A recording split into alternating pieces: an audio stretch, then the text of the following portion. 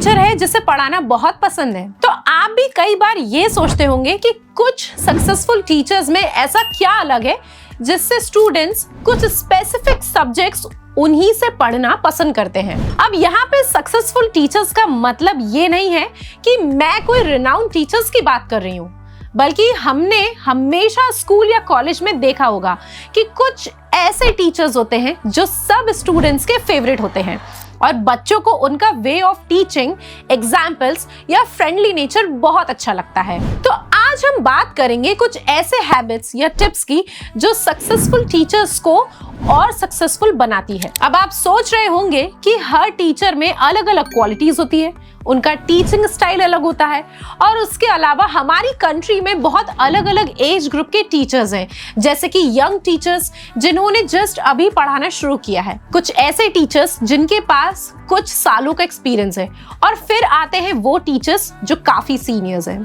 तो क्या ये टिप्स हर टीचर के लिए यूजफुल होंगी? जी हाँ, आज जिन टिप्स की हम बात करेंगे वो हर टीचर के लिए यूजफुल है, भले वो किसी भी एज ग्रुप के हो, कोई भी सब्जेक्ट पढ़ाते हो और भले वो ऑनलाइन क्लासेस लेते हो या ऑफलाइन क्लासेस। तो चलिए शुरू करते हैं, लेकिन उससे पहले मेरी आपसे रिक्वेस्ट है कि वीडियो को पूरा जरूर देखें, लाइक और शेयर भी करें, क्योंकि मैं बड़ी ही मेहनत से आपके लिए यूजफुल वीडियोस लेके आती हूँ जिससे आप और भी ज्यादा सक्सेस पा सके।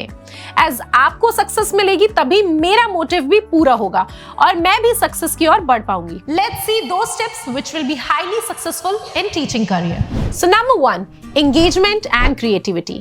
मैंने इस पॉइंट को सबसे फर्स्ट नंबर पे इसलिए रखा है क्योंकि ये सबसे इंपॉर्टेंट स्किल या हैबिट होनी चाहिए किसी भी टीचर में।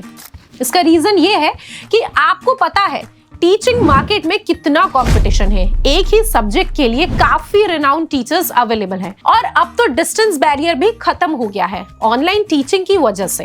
अब तो स्टूडेंट्स इंदौर में बैठ के दिल्ली के टीचर से पढ़ सकते हैं। ऐसे में बहुत इंपॉर्टेंट है कि आप अपने पर्टिकुलर सब्जेक्ट में क्रिएटिव हो और स्टूडेंट से एंगेज करना जानते हो। मुझे पता है कुछ सब्जेक्ट्स ऐसे होते हैं जो बाय नेचर ही बोरिंग होते हैं, जैसे कि हिस्ट्री, लेकिन यही तो मेजर चैलेंज है कि आपको उन बोरिंग सब्जेक्ट्स को भी इंटरेस्टिंग बनाना है। जैसे जब हिस्ट्री पढ़ाने की बात आए तब स्टूडेंट्स को आपका ही नाम याद आए। क्रिएटिविटी ऐड करने के लिए आप photos, videos, charts, mock place जैसी चीजें ऑर्गेनाइज कर सकते हो जिससे आपकी क्रिएटिविटी तो दिखेगी ही, साथ ही स्टूडेंट्स बोर भी नहीं होंगे और एंगेजमेंट भी बना रहेगा। Point number 2, be prepared in advance.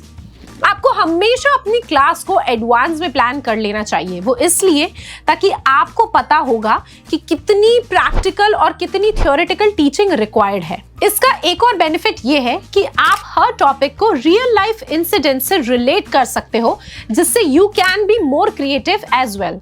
क्योंकि देखिए, ऐसा नहीं है कि आपको बस एक क्लास में अपना बेस्ट देना है, बल्कि एक टीचर को हर रोज अपनी हर क्लास में बेस्ट देना होता है और वो तभी हो पाएगा जब आप पहले से प्रिपेयर्ड हो। पॉइंट नंबर 3, कॉम्प्लेक्स सब्जेक्ट्स या टॉपिक्स को इजी बनाएं। देखिए, एक अच्छी टीचर की यही क्वालिटी होती है कि वो कॉम्प्लेक्स चीजों को भी बच्चों के लिए इजी बना देता है, इसलिए बच्चे कुछ स्पेसिफिक टीचर्स को पसंद करते हैं। और अगर हम वो टाइम याद करें जब हम भी बच्चे थे तो हमें केमिस्ट्री, फिजिक्स समझने में दिक्कत आती थी क्योंकि इनमें थ्योरी और न्यूमेरिकल्स दोनों होते थे।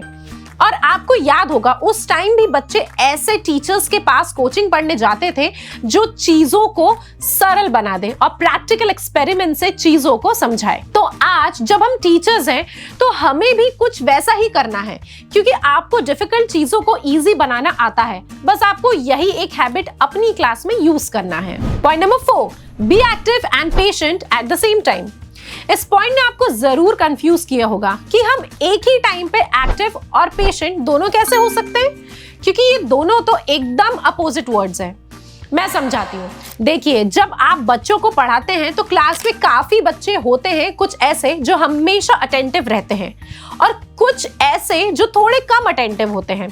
तो टीचर्स, जब तक आप एक्टिव और एनर्जेटिक नहीं होंगे तब तक आपकी क्लास भी एनर्जेटिक कैसे हो सकती है। याद रखें, यदि आपका 1 घंटे का लेक्चर है तो 30 to 40 मिनट्स आप अपने थ्योरी पार्ट को दें और बाकी का टाइम प्रैक्टिकल लर्निंग में इन्वेस्ट करें। खुद भी एक्टिव रहें और बच्चों को भी एक्टिव रखें। अब बात आती है पेशेंस की। कई बार क्या होता है, हम पढ़ाने में इतना बिजी हो जाते हैं कि देखना भूल जाते हैं कि बच्चों को कितना समझ आ रहा है। इसके लिए आपको थोड़ा पेशेंट रहना होगा और बीच बीच में क्वेश्चंस पूछते रहिए। बच्चों को कुछ टॉपिक और प्रॉब्लम सम्स दीजिए सॉल्व करने के लिए, जिससे आपके लिए भी इजी हो जाएगा ये जज करना कि किन बच्चों को कितना समझ आ रहा है, और बच्चों को भी एक्सप्लोर करने का मौका मिलेगा। तो इससे आपकी और आपके स्टूडेंट्स दोनों की ग्रोथ होगी। Fifth, technology. आखिरी और सबसे इंपॉर्टेंट है आजकल के टाइम पे टेक्नोलॉजी। आप ऐसे बच्चों को पढ़ा रहे हैं जिन्हें टेक्नोलॉजी का यूज करना बहुत अच्छे से आता है। तो इसलिए मेरा ये सजेशन है कि आज की जनरेशन को पढ़ाने के लिए आपका टेक्निकली साउंड होना बहुत जरूरी है। यदि आपको बेसिक टेक्नोलॉजी के बारे में ज्यादा नहीं पता है तो एड्यूस्कॉट से कांटेक्ट करिए।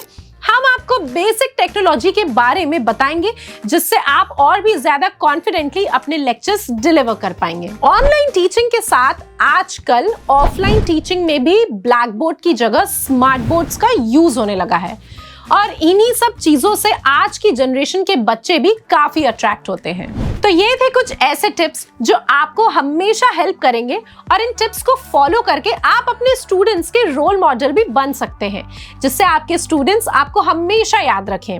और एक टीचर के लिए इससे बड़ी बात क्या हो सकती है। होप करती हूँ आपको ये वीडियो पसंद आया होगा, और किसी चीज की जानकारी या मदद के लिए दिए गए नंबर पर हमसे जरूर कांटेक्ट करें। Thank you so much for watching.